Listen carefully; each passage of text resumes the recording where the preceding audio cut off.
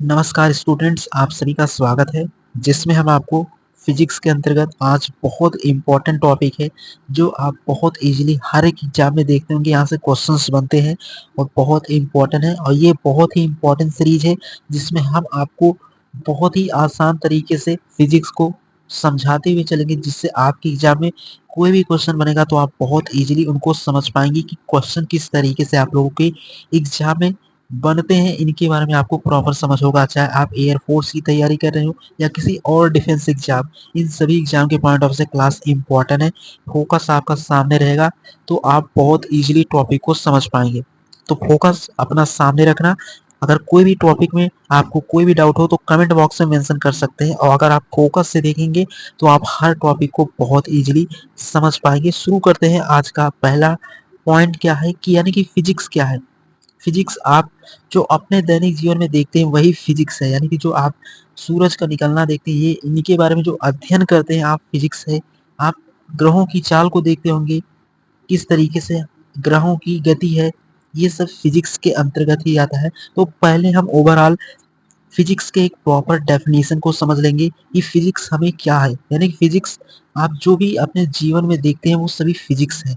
आप फिजिक्स की वजह से ही जो हमारी दैनिक जीवन में कार्य हो रहे हैं वो आजकल हमारी फिजिक्स पर ही डिपेंड करती हैं। तो उन्हीं के बारे में आपको एक ओवरव्यू देंगे, उसके बारे में आपको समझना होगा। उसके बाद हम चलेंगे इम्पोर्टेंट पोर्शन के बारे में, इसके इंट्रोडक्शन के बारे में। बाकी इसी तरीके कंटिन्यू हम फिजिक्स को बहुत इजीली आपको एक्सप्लेन करेंगे।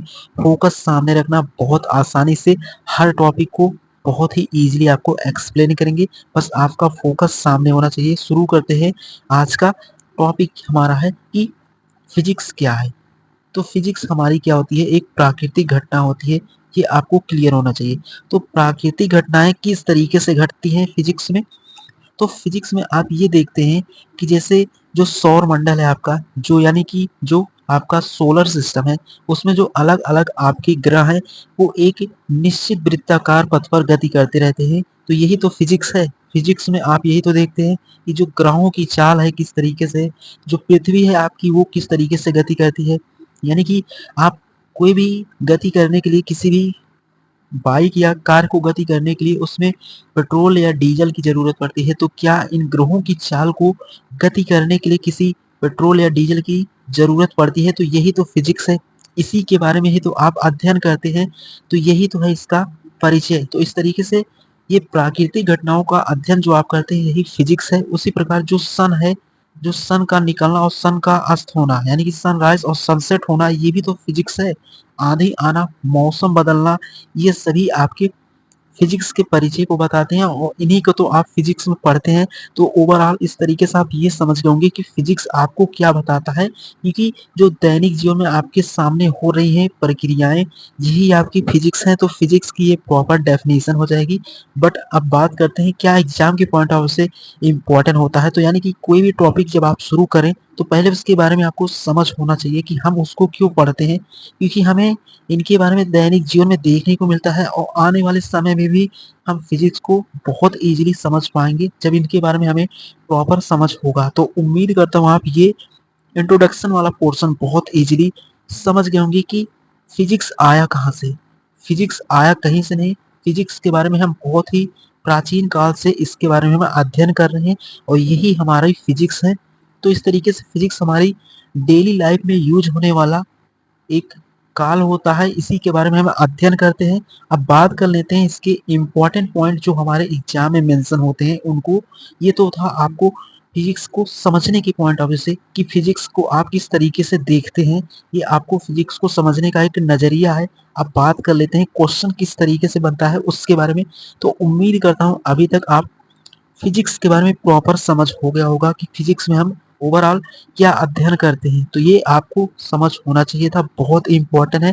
बढ़ते हैं इसके चैप्टर के बारे में जो कि बहुत इंपॉर्टेंट है। इसी तरीके से हम हर एक टॉपिक को आपको बहुत इजीली, तो यहाँ से आपकी फिजिक्स स्टार्ट होती है। अब आपको यहाँ पर फोकस रखना होगा कि भौतिकी क्या है, यानी कि जो फिजिक्स हम पढ़ते हैं वो कहाँ से लिया गया है, उसका क्या अर्थ होता है। तो ये पॉइंट में क्वेश्चन में आंसर है, यानी कि यहाँ पर मेंशन है कि जो भौतिकी है वो ग्रीक भाषा का शब्द होता है। ये आपको क्लियर होना चाहिए, ये मेंशन कर सकता है एग्जाम में। और ग्रीक भाषा का अर्थ क्या होता है, तो फ्यूसिस, और फ्यूसिस हमारा किससे संबंधित होता है, तो प्राकृत से। तो इस तरीके से इसकी ये प्रॉपर डेफिनेशन निकल कर आती है। तो ये आपको समझ में आ गया होगा कि जो भौतिकी है वो ग्रीक भाषा का शब्द होता है, जहाँ पर ग्रीक भाषा में हम इसको फ्यूसिस कहते हैं। फ्यूसिस होता है हमारा, फ्यूसिस क्या होता है, तो फ्यूसिस हमारा प्राकृत ही होता है, यानी कि नेचर ही होता है। तो ये आपको समझ हो गया होगा। तो इस तरीके से आप इसको ये कह सकते हैं कि प्राकृत एवं प्राकृतिक घटनाओं का जो अध्ययन आप करते हैं वही आपकी फिजिक्स होता है। तो ये तो हो गया एक बेसिक तरीका आपको समझने के पॉइंट ऑफ व्यू से कि भौतिकी यानी कि फिजिक्स क्या है। ये क्वेश्चन तो एग्जाम में ये डेफिनेशन काम नहीं आएगा, बट ये इंपॉर्टेंट पॉइंट जरूर आपके मेंशन हो सकता है कि फ्यूसिस किससे संबंधित है, या ग्रीक भाषा में आप क्या कहते हैं, यानी कि फ्यूसिस को उसका अर्थ क्या होगा। तो यानी कि फ्यूसिस जो संबंधित होता है वो हमारा नेचर से संबंधित होता है। लेकिन ये डेफिनेशन आपको समझने के पॉइंट ऑफ व्यू से याद रहेगा, तभी आप एग्जाम में बनने वाले क्वेश्चन को समझ पाएंगे और कर पाएंगे। जहां से इंपॉर्टेंट पॉइंट और होंगे उनके बारे में और डिटेल में आपको एक्सप्लेन करेंगे। बट यहाँ पर आपको पूरी क्लियरिटी हो गई होगी कि जो भौतिकी है वो ग्रीक भाषा का शब्द है। आपको ये क्लियर होना चाहिए, ये एग्जाम में मेंशन कर सकता है और फ्यूसिस से लिया गया है। और फ्यूसिस का अर्थ होता है आपका प्राकृत यानी कि नेचर। तो ओवरऑल इस तरीके से आप कह सकते हैं कि जो प्राकृत एवं प्राकृतिक घटनाओं का अध्ययन करते हैं हम, वही तो हमारा फिजिक्स होता है। इसी के बारे में तो हम अध्ययन करते हैं। तो ये यही से डेफिनेशन आई है। डेफिनेशन आपको जब समझ जाएंगे तो बहुत इजीली समझ पाएंगे कि ये डेफिनेशन आपसे क्या कहना चाहती है। यानी कि जो आप अपने दैनिक जीवन में प्राकृतिक घटनाओं को देखते हैं, इन्हीं के बारे में अध्ययन करते हैं, यही आपकी फिजिक्स है। और एग्जाम्पल के पॉइंट ऑफ व्यू से पर मेंशन भी है, ये आपको क्लियर होंगे। तो यहाँ पर मेंशन है कि उदाहरण में आपको दिया है कि जैसे सौरमंडल, सोलर सिस्टम हो गया, जैसे मौसम का बदलना हो गया, ये भी आपका फिजिक्स के अंतर्गत ही आता है। तूफान हो गया, आंधी का आना हो गया, कोहरा हो गया। तो इस तरीके से ये सभी आपकी क्या है, प्राकृतिक घटनाएं होती हैं। तो ये तो है आपका, इस तरीके से प्राकृतिक घटनाएं घटती हैं। और बहुत इंपॉर्टेंट पोर्शन था जो आप बहुत इजीली समझ के होंगे। अब बात करते हैं और इम्पोर्टेंट पॉइंट। तो अब यहाँ से आपके चैप्टर में हम एंटर कर रहे हैं। तो ये आपको प्रॉपर समझ हो गया होगा किस तरीके से आपको फिजिक्स के बारे में पूरी इंफॉर्मेशन यहाँ तक हो गई है।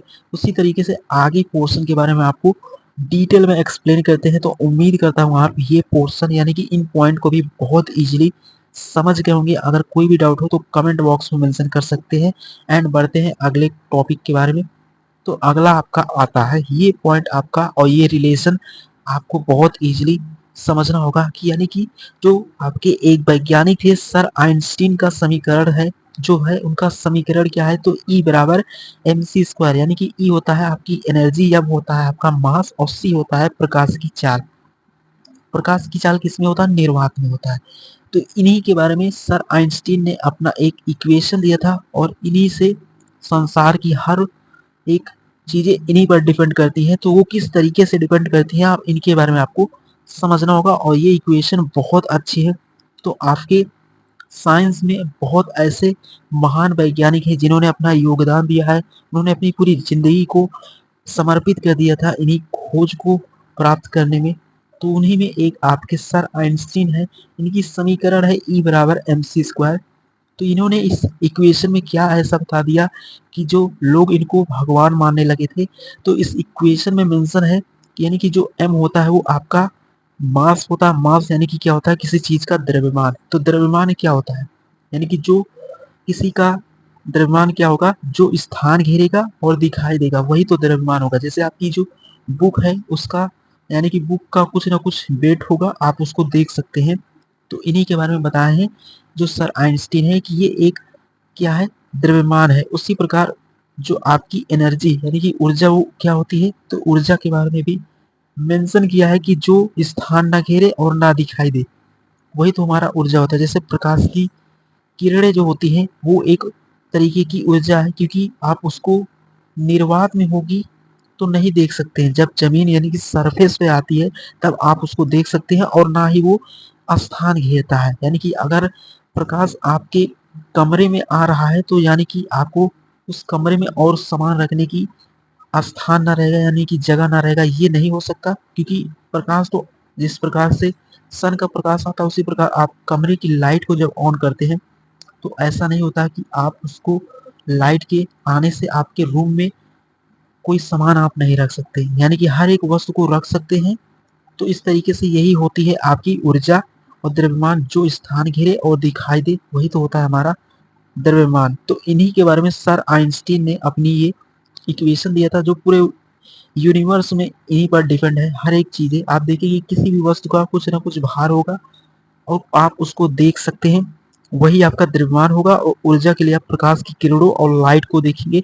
तो ये आपको प्रॉपर समझ हो गया होगा। तो इन्हीं के बारे में सर आइंस्टीन ने अपनी फेमस इक्वेशन दिया था E बराबर mc²। तो इन्हीं के बारे में यहाँ पर उन्होंने अपनी इक्वेशन में इस तरीके से एक्सप्लेन किया था। लोगों को पता चला तो उनके ऊपर बहुत लोग उनकी रिस्पेक्ट करने लगे, किस तरीके से उन्होंने अपने जीवन को समर्पित किया था। और ये बहुत ही इम्पोर्टेंट रिलेशन दिया था मास और एनर्जी के बीच में, यानी कि द्रव्यमान और ऊर्जा के बीच में संबंध स्थापित किया था। तो इसी के बारे में आपका इक्वेशन है, ये आपको प्रॉपर समझ हो गया होगा। अगर आपको आज के लेक्चर में कोई भी डाउट हो तो कमेंट बॉक्स में मेंशन कर सकते हैं। और इसी तरीके से प्रॉपर पढ़ाई करने के लिए आज ही हमसे जुड़ जाइए और अपनी फिजिक्स को स्ट्रॉन्ग करिए, जिससे एग्जाम में बनने वाले हर क्वेश्चन को आप कर पाएंगे। तो ये है आपका बहुत ही इम्पोर्टेंट पोर्शन, जिसमें हमने दो टॉपिक को ही डिस्कस किया है। बट जितना पढ़ो उतना फोकस से पढ़ो, ताकि एग्जाम में कोई भी यहाँ से क्वेश्चन बने उतना बहुत इजीली कर सको। तो इस तरीके से आप इनका रिवीजन करना। कोई भी डाउट हो तो कमेंट बॉक्स में मेंशन कर सकते हैं। और क्लास कैसे लगा ये भी जरूर बताना। तो मिलेंगे एक नए सेशन में और इम्पोर्टेंट